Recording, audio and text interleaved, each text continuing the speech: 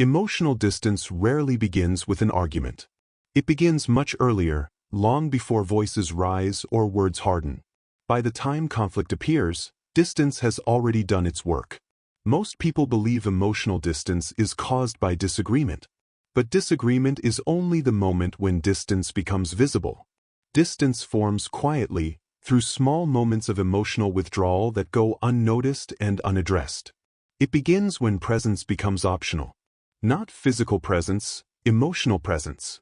When someone shares something small and it is missed. When a reaction is minimized instead of explored. When a concern is met with logic instead of understanding. None of these moments seem serious enough to name. So they pass. But they do not disappear. They accumulate. Distance begins when emotional bids go unanswered. An emotional bid is a small attempt at connection. A comment. The tone. A question. The sigh. When bids are consistently overlooked, the nervous system learns something important. It learns that reaching out does not reliably lead to connection. And when connection feels uncertain, protection begins. Protection rarely looks dramatic. It looks practical. Less sharing. More self-containment. Reduced expectation. People often say, "I didn't want to make it a big deal." But over time, many small unspoken moments create a large internal shift. The shift from openness to caution. This is where emotional distance is born. Not from conflict, but from adaptation. Adaptation is not a moral failure. It is a survival skill. When emotional risk feels unsafe, the mind adjusts. It stops asking, stops offering, stops expecting. Distance grows not because people stop caring, but because they stop trusting that care will be met. This is why emotional distance can exist even in peaceful homes. No shouting, no obvious tension, just a quiet lack of depth. People begin to live parallel emotional lives. They coordinate schedules. They manage responsibilities.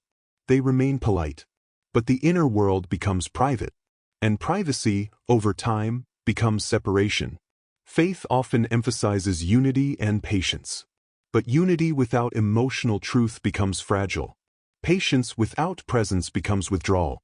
Emotional distance also grows when conflict is handled efficiently instead of honestly. Efficiency seeks resolution. Honesty seeks understanding. When resolution is prioritized over understanding, people learn that emotions are inconvenient. So they simplify. They reduce complexity. They shorten explanations. They withhold nuance.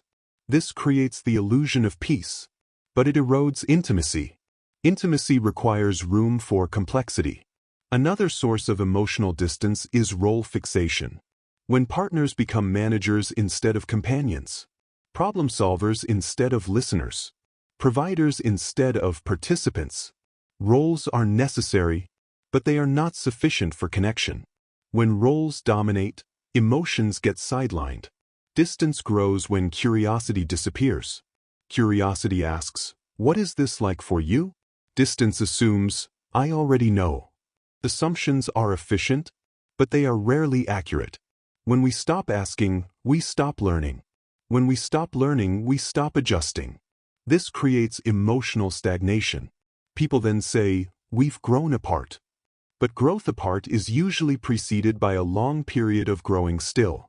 Emotional distance also forms when faith language replaces emotional language. Phrases like, "just pray about it," or "let's move on," can be sincere. But when used to bypass emotional processing, they shut conversation down. Faith is meant to form character, not suppress feeling.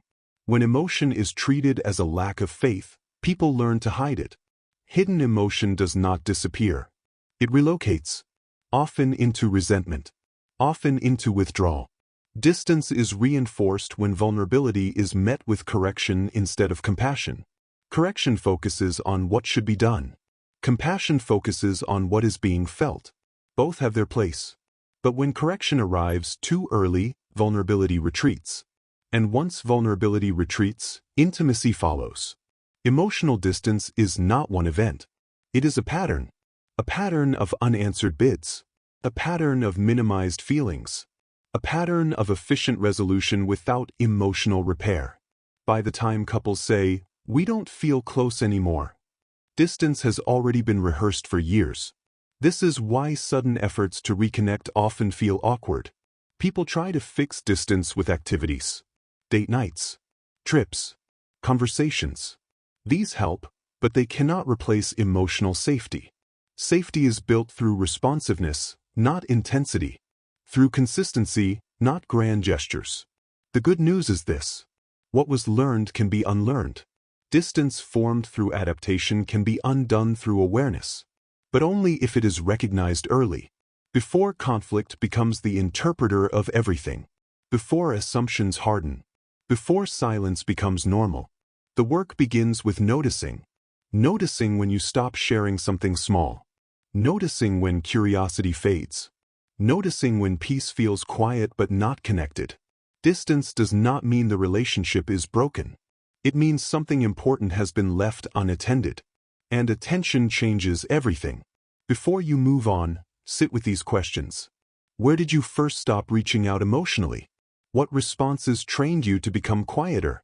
And if emotional presence is the foundation of closeness, what small moment of attention could begin rebuilding it?